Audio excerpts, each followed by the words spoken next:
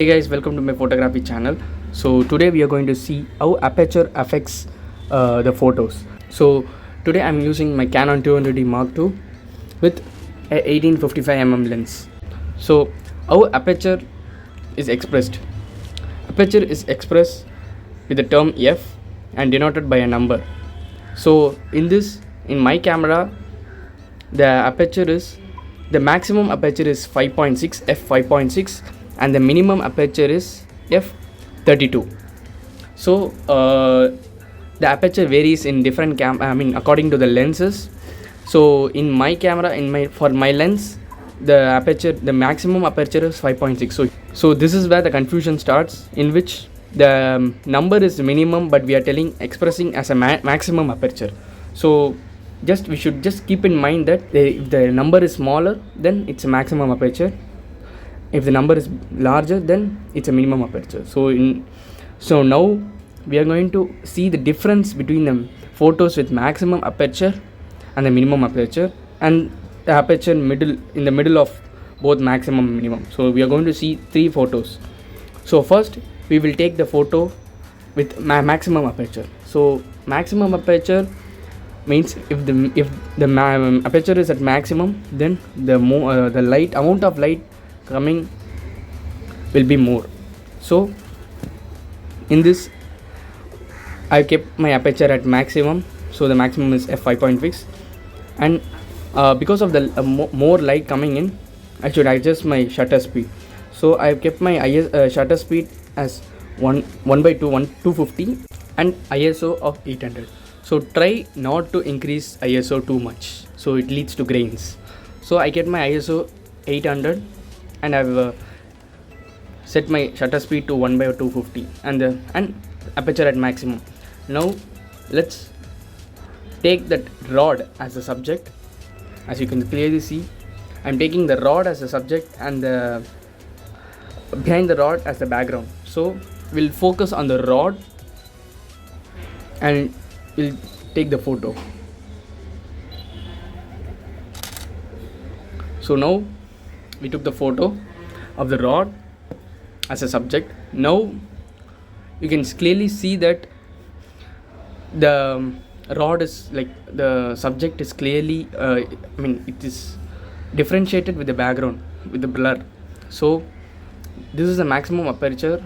This is a photo with the maximum aperture. Now we will keep the aperture in the middle, like around 14. So this is the middle. I'm keeping at the middle.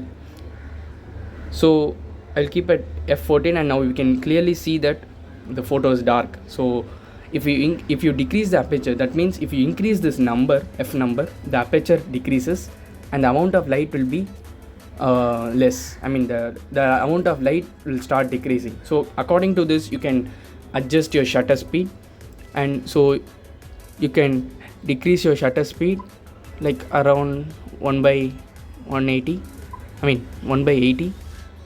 So if you do it if you reduce it too low, if you reduce it too much, then the image will be little shaky. So I'll keep it 1/80. Now we'll again focus on the subject. We will again focus on the subject. Wait. Now we will take a picture. Wait. Now you can see that the background blur is not that much than the before, with the maximum aperture. Now the last thing we are doing is we'll keep the aperture to the lowest. That means we will increase the number to the maximum. That means it's a minimum aperture. In this, you can clearly see that the photo is very dark, and even though the shutter speed is at 1/80, in this situation we will just increase ISO by one step, or we can do it till 3200. But the main disadvantage is that you will get grains in the images. So just to show for the example, I'm just increasing my ISO to 3200. Now let's take the pic. So now you can clearly see that the picture doesn't have any background. Like it has background, but background blur, but not too much. Like it's a little bit background blur. So you can't differentiate between the subject and the background. So almost it looks like same. But this is why most of the photographers will not take at the minimum aperture of f32. So try to take your pictures with the maximum aperture. As you can clearly see, if I increase the aperture, it is becoming brighter. With the maximum aperture, you can easily get your photos, like you can easily differentiate the subject with the background with a nice background blur, and you can get more light. So if there is more light coming in, then you can increase your shutter speed, and your pictures will be the subject will be very sharp. So you can easily differentiate. So now I will display all the three images with the maximum aperture, the aperture in the middle, and the minimum aperture. You can clearly see the background blur, and I've edited this picture, and this is not a raw image. I've edited and I've displayed here, and this is how aperture affects the photos. So I hope this video is helpful. Thank you for watching. Bye bye.